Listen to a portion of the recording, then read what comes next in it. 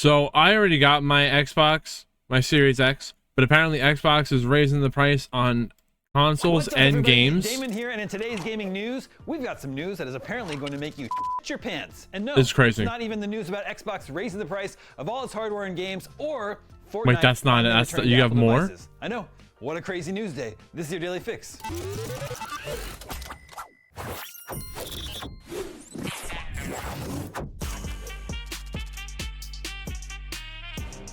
Xbox games and hardware are about to get a lot more expensive. In an announcement today, Microsoft said it will be raising prices on Xbox consoles, controllers, headsets, and some games. The price hike for consoles and accessories kicks in today, May 1st. And while game prices will stay the same for now, that's yesterday. you should expect to see Xbox charging $80 for new first-party games later this year during the holiday season.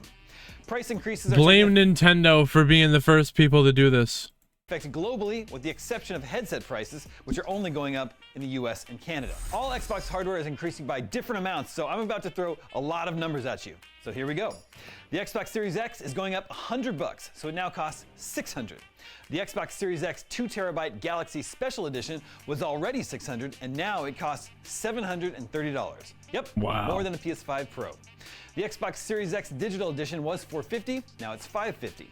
The Series S is going up too. The 512 gig and the 1TB version are both up $80, so now $380 and $430 respectively. The Xbox Elite Wireless Controller Series 2 is going up $10 to $20 based on the model. And the Xbox Wireless headset is going up $10. It was $110, now it's $120. Microsoft issued IGN the following statement as to why the price increases are taking place.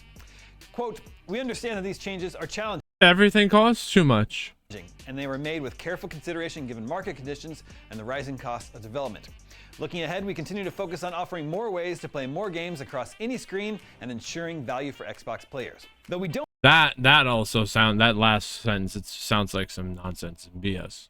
know yet which first-party Microsoft games will cost $80. We can guess the lineup may include the next mainline Call of Duty, the new Fable, which was recently delayed to 2026, the Perfect Dark reboot, In Exile's Clockwork Revolution, the Coalition's Gears of War E-Day, Hideo Kojima's OD, or Undead Labs' State of Decay 3. This is the first time we've seen a price hike on Xbox Series S consoles since it launched in 2020, with the company committing to...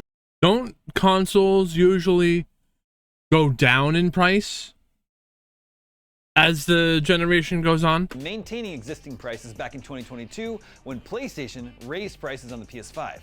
However, Xbox raised the price on the Xbox Series X in 2023 in most countries, but not the US, and it has raised prices globally on Xbox Game Pass multiple times now. Now, I understand we live in completely insane economic times, and US tariffs are going to make life difficult for everyone, but Xboxes weren't exactly flying off shelves to begin with. It's being outsold by PlayStation 5 by a factor of 3 to 1. I did not go to business school, I'm a theater major. But I don't think it's a common strategy to increase the price of your product by 20% when you're being completely stomped on by the competition. It's a bold strategy. Yeah, it doesn't make sense at all whatsoever. All right, moving on.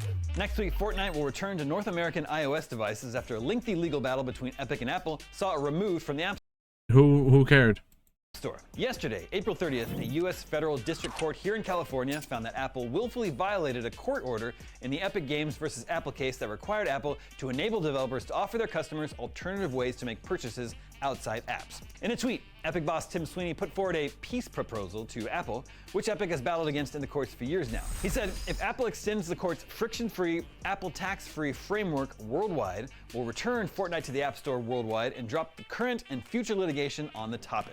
Sweeney's ongoing battle to get Fortnite back on iPhones and Android phones while avoiding player store fees is well documented. The gist is this: Epic doesn't want to pay the standard 30% store fees on revenue made on mobile games.